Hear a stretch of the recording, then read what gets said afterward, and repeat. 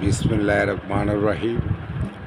করুণাময় সৃষ্টিকর্তাকে স্মরণ করে আসলে রাজনৈতিক বিষয়ে আর কথা বলবো না, তোবা করে ফেলেছিলাম। তো আজকে ৩-৪ দিন ধরে আমাদের দলের সিনিয়র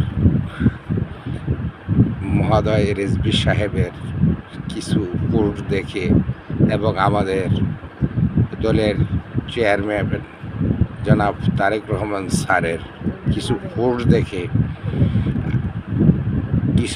দেখে আসলে মনে দেয় এত একটা আনন্দ পাইলাম যে আপনারা লিখতেছেন যে দেশে বিভিন্ন রকমের ষড়যন্ত্র হয়েছে। তো আমি আসলে আজকে ২.৫ বছর ধরে সেটা বলেছিলাম। তো যা হোক, এখন আপনারা বলতেছেন যে তৃণমূলের কর্মীরা যারা ১৭ বছর ১৮ বছর জেল জুলুম খেটেছে বা নির্যাতিত হয়েছে তাদেরকে ঘর থেকে এনে আবার ওয়ার্ড কমিটিতে যোগ করার জন্য। তো আসলে কথাটা তো বললেন না, কথাটা যেন তৃণমূল পর্যায়ের কর্মীদের কলিজায় রক্তক্ষরণ করিয়ে দিয়েছেন। আজকে ঘৃণার সাথে বলতে হচ্ছে তৃণমূল কর্মীরা ডাস্টবিনে পড়ে আছে।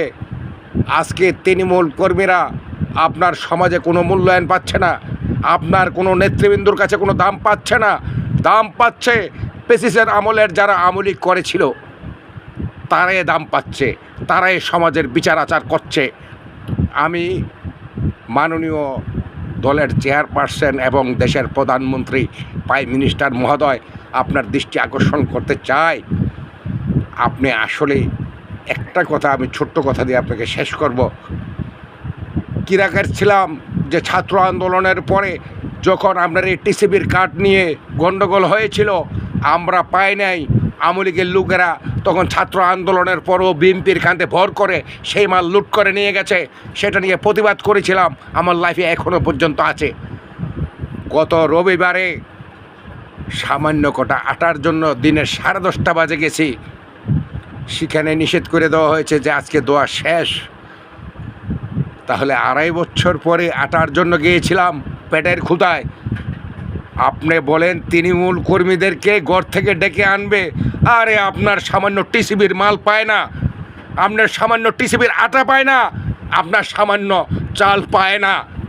আপনি বলেন আপনার তৃণমূল কর্মী, আপনার কর্মী ছিল আপনার মার আমলে বিএনপির কর্মী ছিল, আপনি এখন দেশ চালাচ্ছেন আওয়ামী লীগের কর্মীদেরকে নিয়ে। যদি সেই কথা বলাতে আমার জেল হয় বা ফাঁসি হয়, আপনি আমাকে অ্যারেস্ট